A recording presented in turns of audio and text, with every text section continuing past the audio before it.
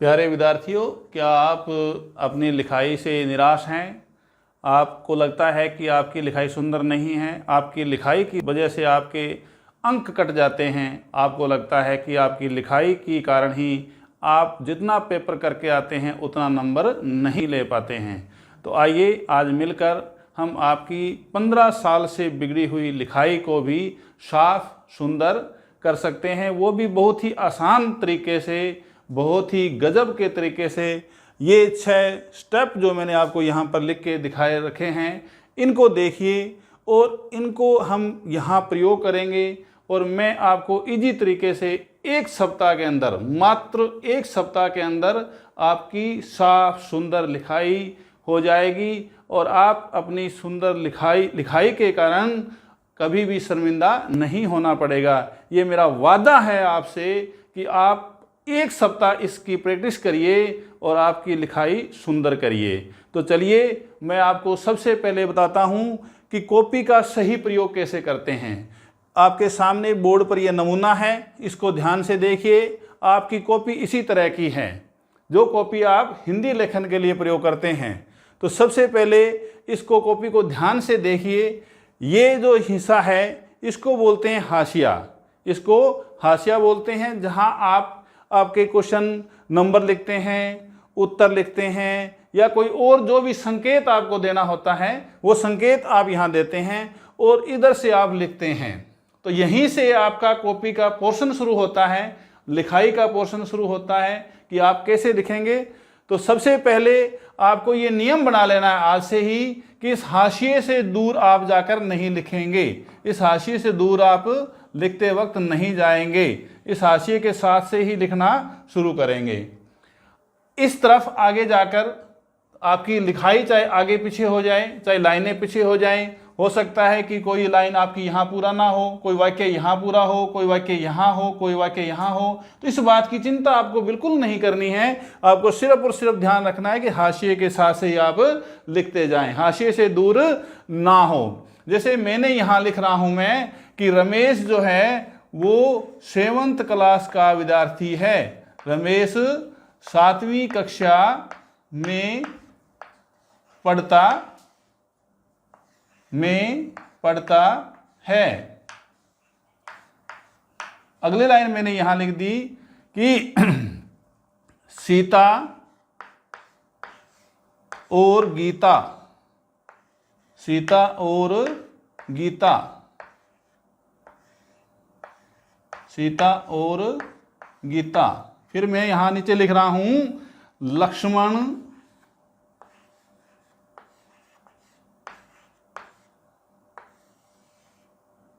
राम। फिर मैंने लिख दिया रावण ने सीता। तो ये देखिए, इस हाशिए से आपको दूर नहीं जाना है। इस हाशिए से जितना पास ही रहोगे उतनी आपकी कॉपी का सही प्रयोग होगा। यहाँ से चाहे आप आगे पीछे हो। आप इस बात को ऐसे भी समझ सकते हो कि जैसे कोई मिस्त्री जो है मकान बना रहा होता है, तो जिस ओर वो बैठा होता है, जैसे कि ये दीवार वो मिस्त्री बना रहा है, ये दीवार बना रहा है, तो इस दीवार बनाने के वक्त मिस्त्री क्या होता है, बाहर की तरफ होता है। इस तरफ एक धागा लगाता है। ये धागा जो लगाता है वो इस धागे का प्रयोग क्यों करता है? क्योंकि इधर की जो ईंटें हैं वो सारी ईंटें बराबर हो, बिल्कुल साफ स्वच्छ होती है। इधर की जो है वो दीवार क्या होती है, जब जिस तरफ मिस्त्री बाहर बैठा होता है उस तरफ की दीवार बिल्कुल साफ होती है, सफाई होती है। उसके अंदर एक बाल भर का भी फर्क उसके अंदर नहीं होता है, क्योंकि बार बार धागे का और शॉल का प्रयोग वो करके सभी ईंटों को बराबर रखता है। तो ये साइड जो है आपकी, इधर से आप लिखना शुरू करते हो तो यूँ समझ लीजिए कि आप इस तरफ बैठे हो, जिस तरह मिस्त्री इस तरफ बैठा होता है वो ये लाइन होती है, धागा होता है, वो उसे बाहर नहीं जाने देता है। तो आपको भी इससे वर्ण दूर नहीं जाने देने हैं, ना ही इधर आने देने, बिल्कुल इसके साथ से लिखने हैं। तो ये हमारा पहला स्टेप हो गया कॉपी के सही प्रयोग का, कि लाइनों का प्रयोग कैसे करना है। तो हाशिए के साथ से लिखना है, नियम पहला ही है। आज से नियम बना लीजिए कि जब भी लिखेंगे हाशिए से दूर नहीं लिखेंगे। अब दूसरा है लाइनों का प्रयोग। लाइनों के प्रयोग के लिए कैसे सीखेंगे हम? लाइनों को प्रयोग को हम इस तरह सीखेंगे कि इस लाइन को आप सबसे पहले 3 भागों में डिवाइड कर लीजिए। 3 भागों में डिवाइड कर लीजिए मेरे बच्चों। क्या करोगे? 3 भागों में डिवाइड करोगे। 3 भागों में डिवाइड कर लोगे तो अपने आप आपकी लिखाई क्या हो जाएगी? सुंदर हो जाएगी। लिखाई सुंदर हो जाएगी। 3 भागों का मतलब है कि जैसे मैं यहाँ आपको लिख के लाइन लगा के बता रहा हूँ कि ये आपने इतना प्रयोग करना है। किसके लिए? शब्दों को लिखने के लिए। इस लाइन का कितना प्रयोग करना है? शब्दों को लिखने के लिए। जैसे ये शब्द हैं, ये शब्दों को लिखने के लिए प्रयोग करना है। ये आपने जैसे इसका 2/3 भाग आपने प्रयोग कर लिया। ये भाग क्या है? आपके शब्दों को लिखने के लिए हैं। और ऊपर का जो पार्ट हो जाएगा, जैसे इस यहाँ से ऊपर जाएंगे, इसको भी हमने 3 भागों में डिवाइड कर दिया है। तो ये जो पार्ट है आपका, ये पार्ट हो गया। जैसे इसके अंदर है तो आपका ये पार्ट हो गया। ये किसके लिए है? ये है मात्राओं के लिए। यानी कि प्रत्येक लाइन का सही प्रयोग का मतलब क्या है? 1/3 में आपको बांटना है। इस लाइन को 3 भागों में बांटना है। जैसे 1 भाग हो गया, 2 भाग हो गया। फिर इस लाइन को देखिए, 1 भाग हो गया, 2 भाग, तो 1, 2 और 3 भाग हो गए। अब 2 भाग जो हैं ये जो 2 भाग हैं हिंदी लेखन के लिए, ये 2 भाग लिखने हैं वर्ण के लिए। और ऊपर का भाग जो होता है ये होता है मात्रा के लिए। ये किसके लिए होता है? मात्रा के लिए। ऊपर का भाग मात्रा के लिए और नीचे का भाग शब्द के लिए। किसके लिए? शब्द के लिए। ये नियम गांठ बांध लो। मात्रा इससे ऊपर नहीं जानी चाहिए और शब्द इससे नीचे नहीं आने चाहिए। इस नियम को आप बना लो तो आपकी लिखाई सुधर जाएगी कि हर लाइन का 1/3 में से 2 हिस्से क्या करना है? 2 हिस्सों को प्रयोग करना है शब्द को लिखने के लिए और ऊपर का 1 हिस्सा किसके लिए? मात्रा के लिए। ये हिंदी लेखन के लिए है सबसे जरूरी। दूसरा, लाइनों का सही प्रयोग कितना करना है? प्रत्येक लाइन को फिर से रिपीट कर रहा हूं, फिर से बता रहा हूं, कितने भागों में बांटना है? 3 भागों में बांटना है। 2 भाग शब्द लिखने के लिए और 1 भाग मात्राओं को लिखने के लिए।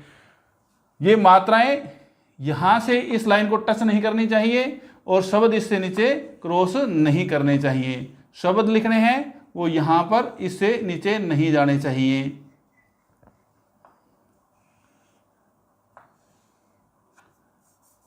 इससे नीचे नहीं जाने चाहिए। इतने के अंदर ही आपको लिखना है। इसी तरह से अगली लाइन को फिर मैं कर देता हूं। इस लाइन को फिर मैंने 3 भागों में बांट दिया। तो ये जो आपका भाग हो गया ये किसके लिए हो गया? शब्द के लिए। और ये ऊपर का किसके लिए हो गया? मात्रा के लिए। तो ये दूसरा स्टेप था लाइनों का सही प्रयोग।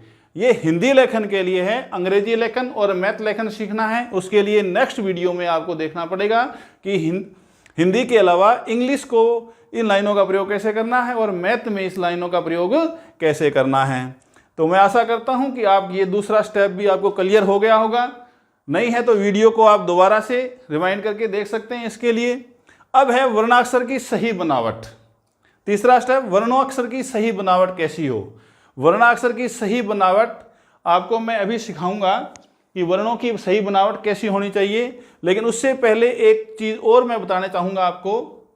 वर्णों की सही बनावट से पहले हम लेते हैं शिरोरेखा का प्रयोग। वर्णाक्षर का सही बनावट लास्ट में लेकर चलेंगे, उससे पहले शिरोरेखा का प्रयोग। ये जो लाइन है, ये लाइन जैसे इस लाइन को मैं यहां लिख देता हूं नीचे। जो हम शब्दों के ऊपर लगाते हैं इसको बोलते हैं शिरोरेखा। क्या बोलते हैं इसको? शिरोरेखा। इसको शिरोरेखा बोलते हैं। जैसे शिरोरेखा बोलते हैं, हर मकान की छत होती है। क्या होती है? छत। जिस कमरे में आप खड़े हो उस कमरे की छत है शिरोरेखा। जिस तरह से बिना छत के कोई मकान नहीं हो सकता, वैसे ही बिना शिरोरेखा के कोई शब्द नहीं हो सकता। विशेष तौर पे अपने दिमाग पर रख लीजिए, इस बात को गांठ बांध लीजिए कि बिना छत के मकान नहीं होता, वैसे बिना छत के कोई भी शब्द नहीं होता है। अब शिरोरेखा लगानी कैसे है? शिरोरेखा लगाने का साधारण सा नियम है कि जहां आपका वर्ण शुरू होता है, जैसे मैंने यहां पर लिख दिया न, इस न को मैंने लिख दिया नमन, मैं बना दूंगा नमन। अब नमन क्या हो गया? वर्ण से वर्ण जुड़ा और क्या बन गया? शब्द। वर्ण से वर्ण जुड़कर क्या बनता है? शब्द। अब रह गई शिरोरेखा। ये तो आपकी दीवारें खड़ी हो गई। अब क्या डालनी है? छत। छत डालनी है। छत कितनी डालनी है? जहां वर्ण शुरू होता है वहां से, जहां वर्ण शुरू होता है वहां से पूरी छत डालते हुए हल्की सी पीछे लेके जानी है, हल्की सी पीछे लेके जानी है। कहने का मतलब जहां आपका वर्ण है वहां और हल्का सा पीछे। ये नमन हो गया। अब नमन के अलावा मैं एक चीज और लिख देता हूं, यहां पर कोई और शब्द ले लेते हैं हम ले लेते हैं मात्रा। मैंने लिख दिया मात्रा, मात्रा शब्द लिख दिया, ये मात्रा लिख दिया। अब क्या नहीं डाली इसमें? छत। क्या नहीं डाली? छत नहीं डाली। तो छत नहीं डालें तो क्या करेंगे? मकान नहीं बनेंगे। अब क्या डालनी है? छत। छत कहाँ डालनी है? जैसे वर्ण यहाँ शुरू होता है, वर्ण से करते हुए पूरा हल्का सा पीछे इसको लेके जाना है, हल्का सा पीछे। पुराने मकान जो होते थे बिना छज्जे के होते थे, कोई छज्जा नहीं होता था। आप अब भी कई गांवों में आपको ऐसे मकान देखने को मिल जाएंगे जिनमें छज्जे नहीं हैं। एक तो वो मकान देखिए, और एक आधुनिक जो कोठीनुमा मकान है उनमें देखिए, उनमें आगे पीछे छज्जे निकले हुए हैं। तो सुंदर कौन सा होगा? आपको आंसर अपने आप मिल जाएगा। जो छज्जे वाले मकान है सुंदर होंगे, और जो छज्जा नहीं होगा वो सुंदर नहीं होगा। तो शिरोरेखा जहाँ वर्ण शुरू होता है वहाँ और हल्की सी पीछे, ये शिरोरेखा का प्रयोग हो गया। तो ये था आपका तीसरा स्टेप। पहला हो गया, दूसरा हो गया, वर्णाक्षर की सही बनावट लास्ट में लेकर चलेंगे। अब है मात्राओं का प्रयोग। नेक्स्ट है मात्राओं का प्रयोग। मात्राओं का प्रयोग कैसे करना है?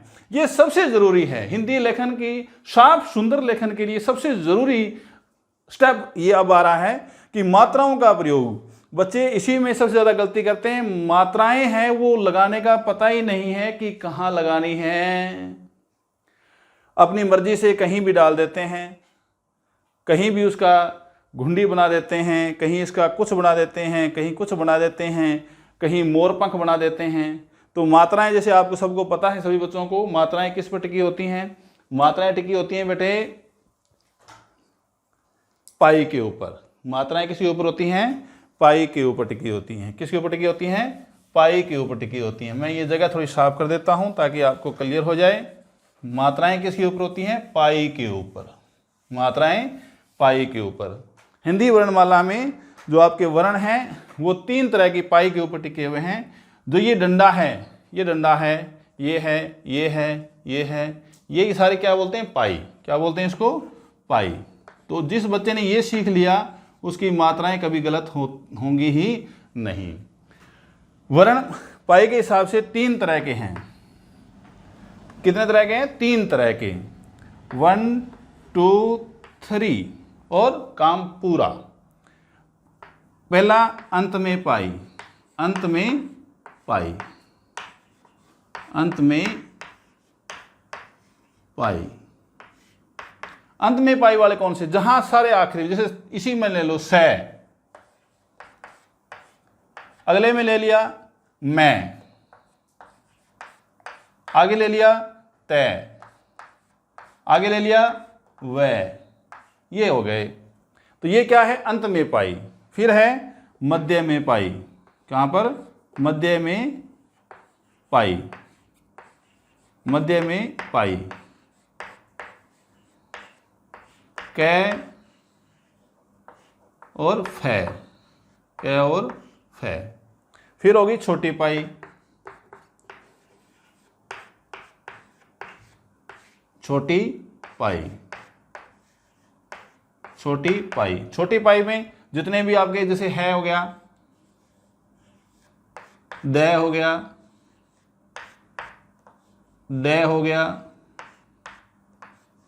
ढ हो गया, ठ हो गया, ये सारे पाई वाले वर्ण हैं। अब मैं बात करता हूं, वापस मात्राओं पर आता हूं। हमारा स्टेप जो 5वां स्टेप है कि मात्राएं।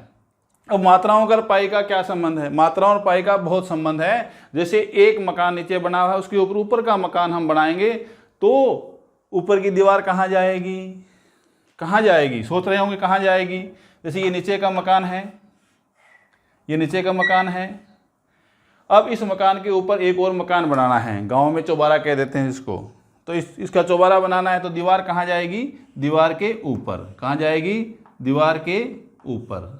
दीवार के ऊपर दीवार निकालेंगे। अगर दीवार से ऊपर दीवार नहीं निकालेंगे तो मकान आपका नहीं बनेगा।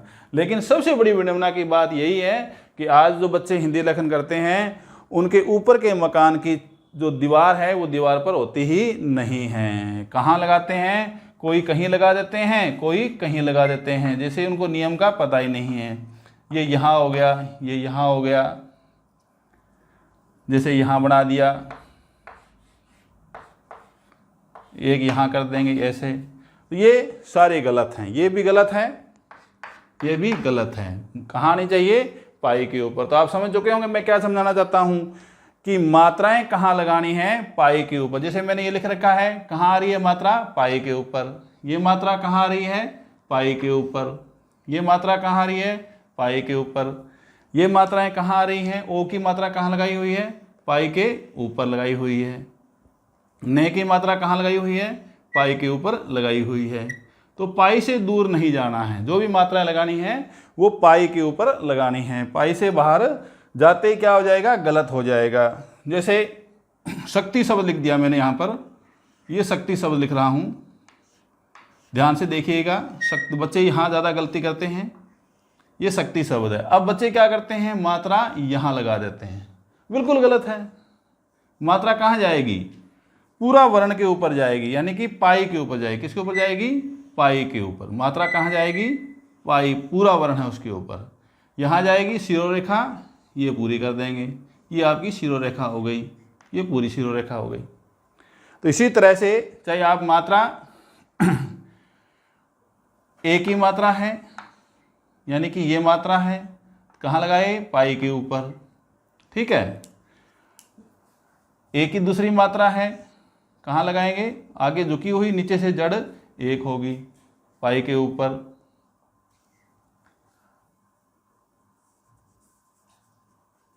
ये मात्राएं होगी दोनों, ऐ और ऐ की। फिर औ की मात्रा है, औ की मात्रा है, जैसे ये मात्रा है, ये हो गई, और ये मात्रा हो गई। ई की और छोटी की मात्रा है, ये पाई के ऊपर, ये पाई के ऊपर। और एक हाथ से एक बार में पूरी मात्रा आपको कवर करनी है।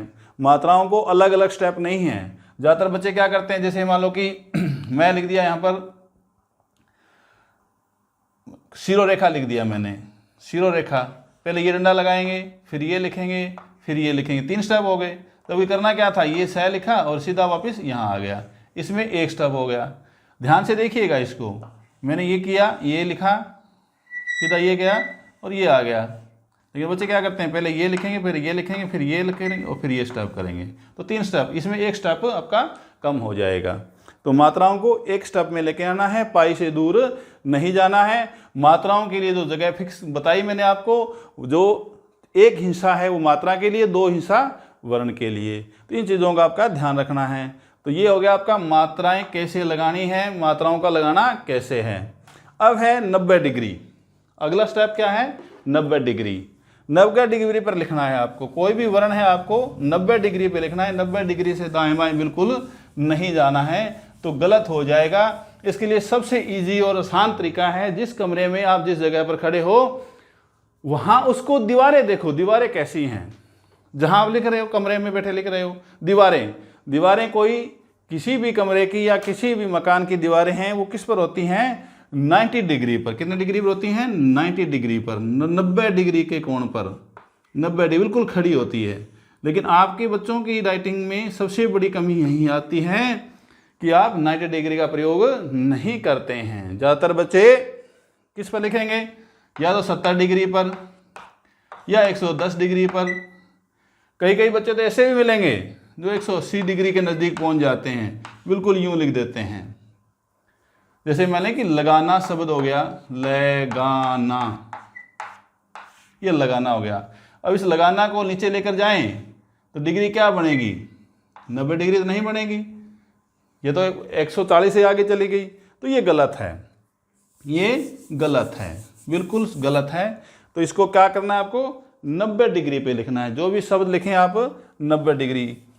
तो चिंता नहीं करनी कि 90 डिग्री कैसे बनेगा। अगर ये लाइन का प्रयोग आप करोगे तो आपकी अपने आप 90 डिग्री कायम हो जाएगी। इसके बाद भी एक हल और होता है। कोई बच्चे का ऐसा हो जिसका बहुत ज़्यादा लिखाई ख़राब है, कोशिश करने पर भी 90 डिग्री नहीं आ रहे हैं, तो उसके लिए क्या है, एक छोटा सा टॉनिक दे रहा हूँ मैं। उस टॉनिक को आपको लगातार 4 दिन, 3 दिन, 2 दिन प्रयोग करते जाना है। क्या टॉनिक है, आपको कॉपी उठानी है, कॉपी के अंदर 1/3 बांटना है, उसको बांट लिया। बांटने के बाद ये लाइन लगानी है, ये लाइन लगा दोगे, पेन स्केल की सहायता से और पेंसिल से लगा दोगे। लगाने के बाद बस ये करते जाना है, बस कुछ नहीं, बस ये ऐसे करते जाना है, ऐसे करते जाना है। फिर अगली लाइन में ऐसे करना है। कोशिश करने पर भी जिनकी लाइनें सीधी नहीं हैं, जो वर्ण सीधे नहीं लिखते, उनकी लाइनें सीधी नहीं आएगी। और जब तक ये लाइन सीधी ना हो तब तक आपको छोड़ना नहीं है। 1 घंटे में, 2 घंटे में, 4 घंटे में, 5 घंटे में ये आपकी लाइनें बिल्कुल सीधी होने लग जाएंगी। एक बार लाइन सीधी हो गई तो वर्ण भी कहाँ आ जाएंगे, 90 डिग्री पर आपके आ जाएंगे। तो ये सिंपल तरीका टॉनिक है कि 90 डिग्री पर कैसे लेकर आएँ। तो आप सभी बच्चे ऐसे कर सकते हैं। आपने लाइन बनाई, उस लाइन के अंदर 1/3 बांट दिया उसको, और फिर लग गए किस पर, बस सीधा फटाफट लाइनें लगानी हैं। ये गया, ये गया, ये गया, ये गया, ये गया, ये गया, ये गया, ये गया। और अगर टेढ़ी होगी भी तो आपको दिख जाएगी, क्योंकि दोनों लाइनों का गैप अगर बराबर है ऊपर नीचे से तो सीधी है, वो बराबर नहीं है तो टेढ़ी है। तो ये बात आपकी समझ आ गई। कितने डिग्री पर लिखना है, 90 डिग्री पर। 90 डिग्री से दाएं बाएं कहीं नहीं जाना है आपको। 90 डिग्री से दाएं बाएं जा रहे हो, इट मीन्स आपका गलत है। तो ये हो गया 90 डिग्री पर लिखना। अब रह गई वर्णाक्षर का सही बनावट, सही तरीका। अब हम वापस आते हैं वर्णाक्षरों की सही बनावट। इस पूरी वीडियो का और आपको जो मैंने वादा किया है कि 1 सप्ताह के अंदर आपकी लिखाई बहुत सुंदर हो जाएगी, साफ हो जाएगी, आपकी लिखाई को लेकर शर्मिंदगी जो है वो दूर हो जाएगी। आप जितना नंबर का पेपर करके आओगे उतने नंबर आपको पूरे मिलेंगे। तो उसके लिए इसको ध्यान से देखना है। हर एक वर्ण कैसे बनता है, कैसे बना हुआ है, उसी की आप बनाने की प्रयास करना है और निरंतर प्रयास करते रहना है 1 सप्ताह तक। तो चलिए हम शुरू करते हैं। ए की बनावट, सबसे पहले हम स्वरों से शुरू करेंगे। तो ए की बनावट, जैसे यहाँ ये ए आधा हो गया, ये नीचे का पार्ट पूरा हो गया, और बीच में से ये और ये हो गया, ये ए की बनावट है। अब ए की बनावट है, इसी तरह से इसकी ऊपर शिरो रेखा है वो पूरी कर देनी, हल्की आगे और हल्की सी पीछे। ये आपकी ए की बनावट हो गई। अब ए की ऐसे है, ऐसे ही आ की हो जाएगी, बिल्कुल ऐसे ही आधा लिया और ये भाग आधा गया और ये आ गया, ये आपका आ हो गया। अब चलिए ई पर, तो इसको भी हम यहाँ से ये कर देंगे साफ। ई की बनावट, ई छोटी पाई का वर्ण है, ये गए और ये ई हो गई आपकी, ये ई हो गई। अब ई के बाद ई, ये भी छोटी पाई का है, ये गया आधा और ये ई हो जाएगा, और ये ऊपर ये हो गया, ये ई हो गया। ए आ ई के बाद ऊ, आफ के बाद ये ऊपर, ये ऊ हो गया। इसी तरह से ये आधे में आना चाहिए और ये वापस घूम गया और इसमें ये हो गया, तो ये ऊ हो गया। इसके बाद री को लेंगे हम, ये री की बनावट, ऊपर गया, इसको ये ऊपर गए और नीचे आया और टै बना दिया इसको, ये री हो गई। बच्चे यहीं री में सबसे ज़्यादा गलती करते हैं, तो री को ऐसे बनाना है। आई को ऐसे बना सकते हैं आप, लेकिन ये टच नहीं करेंगे। यहाँ पर बच्चे गलती करते हैं, इसको आपस में जोड़ देते हैं, ये आपस में जुड़ेगी नहीं। एक तरीका ये है, दूसरा तरीका ये है, यहाँ गई लाइन, वापस गए और ये हो गया और ये हो गया। ये एक तरीका भी हो सकता है, ऐसे भी बना सकते हो। दोनों में से आपको जो सुंदर लगे वो बना देंगे। अब रह गया वो तो ए बनाना आ गया, तो ये बनाना आ जाएगा, बिल्कुल सिंपल सा है। ये आपका ओ हो गया, ये सीरो रेखा हो गई पूरी कवर करते हुए। इसी तरह से 1/2 इस लाइन का और नीचे से ऊपर 1/2 और ये हो गया, और इस लाइन को ऊपर से यूं, और जड़ में एक ही जगह, पाई पर एक जगह आएगा, बिल्कुल पाई से दूर नहीं रहना है। तो ये आपके 11 ए आ ई उ री ऐ औ ये आपका पूरा हो गया। ये देखिए, अब 2 वर्ण और रहते हैं, आप सोच रहे होंगे, वो 11 से ऊपर है। एक को अनुस्वार कहते हैं, वो एक को विसर्ग कहते हैं। उनको मैं अलग से लिख देता हूँ। उसकी बनावट, अगर ए की बनावट आपको आती है, आ की बनावट, ऊ की बनावट आपको आती है, तो ये बनावट आपकी वो कोई दिक्कत नहीं करेगी। उनको ये अनुस्वार और ये विसर्ग, ये विसर्ग, ये अयोगवा कहते हैं इनको हिंदी में। 10वीं में 2 नंबर का टॉपिक आता है, अयोगवा किसे कहते हैं। तो ये 2 चिन्ह हैं, ये अयोगवा है, जो योग्य होने पर भी, अयोग्य होने पर भी साथ में हो। डॉक्टर कामता प्रसाद गुरु के अनुसार अयोग्य होने पर भी साथ में प्रवाह है, उन्हें अयोगवा कहा जाता है। तो ये हो गया आपके स्वर, यानी कि मात्राएं, सारी मात्राएं आपकी इसके अंदर आ गई है मात्राओं का। अब हम शुरू करते हैं कैसे, यानी क्या शुरू करते हैं, आपके वर्ण। वर्ण में पहले कै, सबसे ज़्यादा 90% बच्चे हैं वो कै को गलत बनाते हैं। कैसे बनाते हैं, ये गए और ये कर दिया, ये इधर का पोर्शन अलग अलग है। ऐसा नहीं करना, ये गलती आपको नहीं करनी है। बिल्कुल बीच में लेना है, वापस बीच में जाना है, जो शेप इधर की है वही शेप उधर की आनी चाहिए। ये आपका कै है। ऊपर शिरोरेखा पूरी कवर करनी है। शिरोरेखा कवर हो गई। ख, रै की तरह ख ऊपर जाएगा, सीधा नीचे आएगा और बिल्कुल बीच में से ये आपका ख हो गया। शाबाश। अब गै को ये लेना है, ऐसे जाना है और ये हो गया। आप गै को ऐसे बना सकते हो, और दूसरा तरीका ये भी होता है कि ये गया, वापस यूँ गया और ये गया हो गया आपका, और ये होगी लाइन, ये गया हो गया। कै ख गै के बाद घ, ये वापस बीच में। बस ये ध्यान, मुख्य बात ये है कि पाई को बिल्कुल बीच में काटना चाहिए। जो भी वर्ण आ रहा है वो पाई के बिल्कुल बीच में काटना चाहिए। ये घ हो गया, ये शिरोरेखा कवर करती हुई।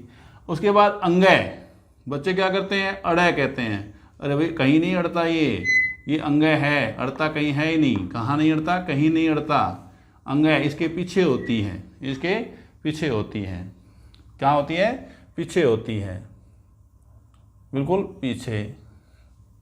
अंगय, अंगय के बाद आपका पहला पंचम वर्ण पूरा हो गया। स्पर्श व्यंजन कह दो, वर्गीय व्यंजन कह दो, पंचम वर्ण कह दो।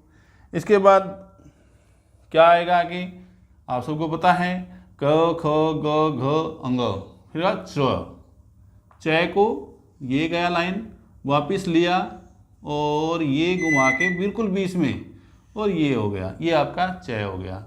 ये शिरोरेखा पूरी हो गई, यानी कि ये च आपका। इसको आप बनावट दोबारा बना देता हूँ मैं एक बार सीखने के लिए। ये गए, वापस यूँ गया, बीच में जाना है और ये मिला देना है बिल्कुल बीच में, ये च हो गया। च के बाद छ, ये गया, ये घुमा दिया, ये ऊपर पाई दिखनी चाहिए।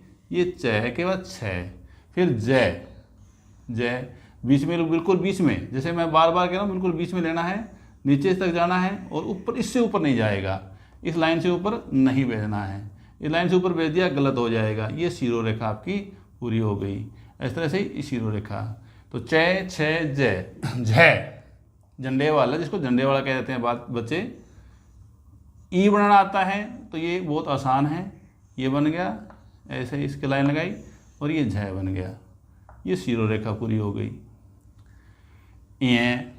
ये पोर्शन कम होगा, नीचे वाला पोर्शन बाहर जाएगा, बस इतना ही करना है। और ये बिल्कुल बीच में, तो ये आपका शिरोरेखा पूरी हो गई, ये शिरोरेखा आपकी पूरी।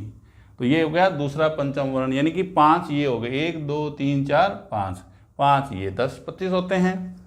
अब देखिए आगे टै, क्या करेंगे, टै। टै भी छोटी पाई का है, ये लिया यहाँ तक आएगा, इससे आगे नहीं जाएगा, इस लाइन से आगे नहीं जाने देना है, ये टै हो गया। फिर ठै, छोटी पाई का है, जो पाई मैंने आपको बताई थी वैसे ही बिल्कुल छोटी पाई आदमी आनी चाहिए, और ये ठै हो गया। डै, छोटी पाई का है, छोटी पाई लगाई, ये घुमा दिया और ये हो गया, ये आपका डै। फिर ढै, छोटी पाई का है, हाफ लेना है, हाफ से बिल्कुल घुमा के या घुंडी लगा देनी है, ये ढै हो जाएगा। फिर अनै, अंत में पाई का वर्ण है, तो ये अंत में पाई का वर्ण हो गया, ये आपका ढै हो गया। तो ये कहोगे 1 2 3 4 5, ये 5 वर्ण आपके पूरे हो गए। इसके बाद दंत वर्ण आ जाएंगे। दंत वर्ण कहोगे कौन से, तै, दांतों से जो बोला जाता है, दांतों को स्पर्श करती है, तो तै बिल्कुल बीच में लेंगे, आगे और अंदर की ओर, हल्का सा अंदर की ओर, ये शिरोरेखा आपकी पूरी हो गई, ये शिरोरेखा पूरी हो गई। तै के बाद थै, ये गया, ये थै हो गया, ये आपका थै। तै थै दै, अब क्या आएगा, दै, ये गया वापस यूं घुमाया, इस लाइन की सीध में आएगा, पाई के बिल्कुल सामने, पाई से दूर नहीं होगा। ये हो गया आपकी इजी तरीके से दै की बनावट। बस दै में ध्यान रखना है, ये पाई है, इसके सामने ये आना चाहिए। तो तै थे दै धै, धै धनुष, क्या बोलते हैं, धै धनुष को जिसको बोलते हैं, ये आपका धै हो जाएगा, ये आपका धै, बिल्कुल मध्य में पाई आएगी, लेकिन इसके ऊपर लाइन ऊपर नहीं आएगी, धै के ऊपर लाइन नहीं आएगी। तो तै थे दै धै क्या रह गया, नै, बिल्कुल बीच में से लेना है और ये कर देना है, ये बिल्कुल बीच में गया और ये वापस घुमा दिया, ये आपका नै हो जाएगा। नै के ऊपर कवर करती हुई पूरी शिरोरेखा। तो ये आपके पंचम वर्ण। अगले तै थे दै धै नै। अब आज ये पै, पै से शुरू करते हैं। पै फै बै, पै की बनावट गोल रखना है, इधर से क्या रखना है, गोल, और बीच में पाई मिलनी चाहिए, बिल्कुल बीच में, ये पै हो गया। पै के बाद फै, फै की लाइन सीधी लाइन लेनी है, फिर यूं ये करना, दोनों तरफ गुलाई आएगी, ये फै, पै फै। फै के बाद बै, बिल्कुल बीच में लेना है, वापस बीच में मिलाना है और ये टेढ़ी लाइन इसके अंदर लगा देनी है, ये क्या हो जाएगा, बै, ये हो गया बै आपका। पै फै बै, उसके बाद भै, भै को आप ऊपर भी बना सकते हो, जैसे ये गया और ये बन गया आपका भै। इनको बिल्कुल बीच में लेना है, कहाँ लेना है, बिल्कुल बीच में, ये आपका भै बन जाएगा। भै के ऊपर ये लाइन यहाँ तक आ जाएगी। पै फै बै भै मैं, ये मैं, ये गया, ये बन गया, ये आपका मैं हो जाएगा। ये बनावट आपकी मैं की, ये लाइन टेढ़ी मिलनी चाहिए, इतना ये सही इसको मिलाएंगे तो टेढ़ा मिलना चाहिए, इस हिसाब से आपको मैं बनाना है, ज़्यादा छोटा नहीं करना है इसको, ये मैं हो जाएगा आपका मैं। तो पै फै बै भै मैं, 1 2 3 4 5। अब देखिए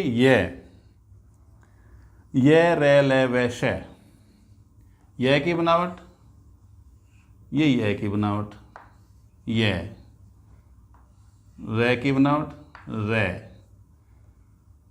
लै की बनावट, ये बिल्कुल बीच में लेंगे और ये घुमा दिया आगे की ओर, ये यहाँ लै, ये रै लै वै। वै की बनावट, ये बिल्कुल बीच में से लेंगे और वापस बीच में मिला देंगे, ये आपका हो गया वै। बिल्कुल इजी तरीके से आप बना सकते हो इसको, ये आपका बन गया ये रै लै वै। अब देखिए शै शै शै, शै,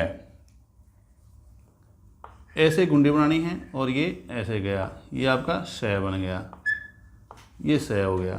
श के बाद पै, बिल्कुल जैसे पै बनाया वैसे ही, और ये टेढ़ी लाइन, ये श हो गया।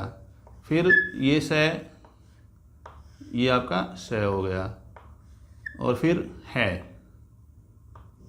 ये पाई गई, इस पाई से वापस घुमा के वापस घुमाना है, और ये इसी तरीके से वापस मोड़ दोगे, ये आपका बन जाएगा है। तो ये श, श और है, ये आपका श, श और है। अब देखिए एक श, क्या बनाएंगे, एक श, शुंक्त वर्ण बोलते हैं इनको। ऊपर बाहर जाएंगे, अंदर जाएंगे, बाहर आएंगे, अंदर जाएंगे, और वापस घूमकर ये आपका श हो गया। बिल्कुल इसी तरीके से यहाँ अलग बना देता हूँ। ये गए ऊपर अंदर, बाहर आए, यूँ घुमाया, अंदर गए, और ये हो गया आपका श। श के बाद त्र, श के बाद त्र, ये तय और रै से बनता है, इसलिए इसको मोड़ना ज़रूरी है। ये आपका त्रय, हमेशा त्रय। बच्चे क्या करते हैं, त्रय ये करते हैं, ये त्रय हो गया, तो ये तो गलत है, ये गलत है। तय, त्रय किससे बनता है, तय और रै से, तय और रै से। तो तय और रै दोनों दिखने चाहिए। श, त्रय और गे, ये भी संयुक्त व्यंजन है, दो व्यंजनों से बनता है। ये डंडा गया, ये लंबा, अंदर गए और बाहर आए, और ये रै बना दिया, ये आपका गे हो जाएगा। इसके बाद संयुक्त वर्ण कौन से रह गए, और इसके बाद संयुक्त वर्ण रहता है सरवर्ण वाला श, ये गया, ये गया, ये सरवर्ण वाला श, इस तरह से बना, बिल्कुल इसके अंदर से जाएगा श्रय। उसके बाद दे, जो विद्या में लगाते हो, दे, और ये आपका दे, ये आपका दे हो गया। तो ये आपके कुल मिला के स्वर और व्यंजन। एक आप इनका स्क्रीनशॉट ले लीजिए, जिस तरह से मैंने आपको सिखाया था, जैसे जैसे मैं बनाता गया वैसे वैसे आप बनाते जाओ। और कुछ क्या करना है, अब जिस बच्चे को राइटिंग बहुत ज़्यादा ख़राब है उनको 15 दिन का समय लेना है। पहले 5 दिन पहले 5 दिन इन वर्ण की प्रैक्टिस करनी है। यानी कि वर्ण ऐसे नहीं लिखना है जैसे वर्ण है, बिना मात्राओं के शब्द, जैसे सरगम, सरगम,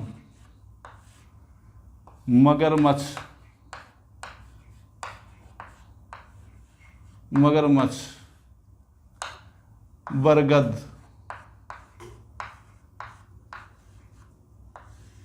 इस तरह से पहले 5 दिन आपको क्या करना है, बिना मात्राओं के वर्णों की प्रैक्टिस करनी है। लगातार लिखते जाना है 5 दिन। जब ये बहुत सुंदर हो जाए, खड़े हो जाए, उसके बाद अगला 5 दिन, अगले 5 दिन के अंदर क्या करना है, अगले 5 दिन के अंदर फिर इसी तरह से शब्दों को लिखना है। लेकिन इस बार कौन से शब्द होने चाहिए, मात्रा सहित, मात्रा सहित शब्द लिखने हैं। फिर मात्रा से शब्द हो गए। फिर लास्ट के 5 दिन, अंतिम 5 दिन आपको पूरा का पूरा कर्ता, कर्म और क्रिया, कर्ता, कर्म और क्रिया, कर्ता, कर्म और क्रिया के अनुसार, यानी कि पूरा सेंटेंस के हिसाब से आपको वाक्य लिखने की प्रैक्टिस करनी है। कर्ता, कर्म और क्रिया सहित पूरा वाक्य आपको कोई भी किताब उठाकर फिर लगातार उसकी प्रैक्टिस करते जानी है। 5, 5, 5, 15 दिन। जिसकी राइटिंग बहुत ज़्यादा ख़राब है, बिल्कुल ही नहीं है, उसके लिए 15 दिन, और बाकी के लिए मात्र और मात्र कितना है, 7 दिन, मात्र 7 दिन, 7 डे, 7 दिन। 7 दिन में आप इनका प्रयोग करिए और बहुत ज़्यादा ख़राब राइटिंग से आप अपना लिखाई को बहुत ज़्यादा सुंदर करिए। तो ये आपका सुंदर लेखन से संबंधित, इसमें कोई चीज़ रह गई है, छूट गई है, जो आपको सिखाने की ज़रूरत थी, वो इससे संबंधित जब अगला, बहुत ही जल्द अगला एक और वीडियो आएगा, उसके अंदर आपको ये चीज़ सिखाई जाएगी कि वर्ण जो हैं वो कितने हैं, क्या प्रकार हैं, वर्ण के प्रकार, वर्ण कितने हैं हिंदी वर्णमाला में, इसमें स्वर कितने हैं, स्वर कितने हैं, स्वर का लेखन, व्यंजन कितने हैं, व्यंजन कितने हैं, और इनका उच्चारण स्थान, और इनका उच्चारण स्थान क्या है, उच्चारण स्थान, ये आपको मैं सिखाऊंगा। और इसके साथ ही आपको संधि के लिए जो आपका बेसिक है वो यहीं से आपका क्लियर हो जाएगा। तो धन्यवाद, शुभ रात्रि प्यारे बच्चों। इनकी प्रैक्टिस करिए और मात्र 1 सप्ताह के अंदर जादू की झप्पी की तरह, जादू की तरह अपनी लिखाई को बहुत सुंदर बनाएं। धन्यवाद।